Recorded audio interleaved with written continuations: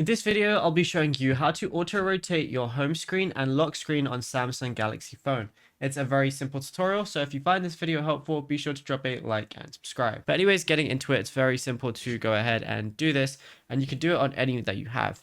So what you want to do is swipe down on the top right of your screen, and you're going to see your control panel.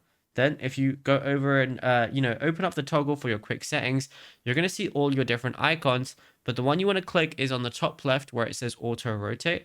So if yours is currently off like this, you know it's going to be off when it just says portrait. So if you want to go over to landscape or portrait, you want to switch it to auto rotate.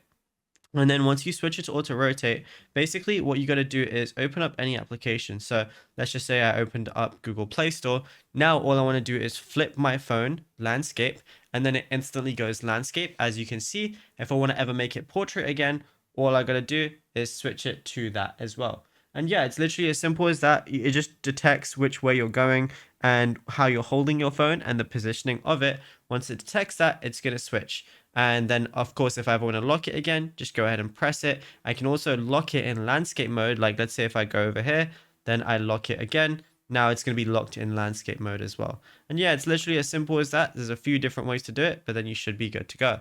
Now, if you found this video helpful, be sure to drop a like and subscribe. And also be sure to check out all our other tutorials that we've been posting on the channel as well, because there is a lot to go through and you might find something that you didn't know about yet.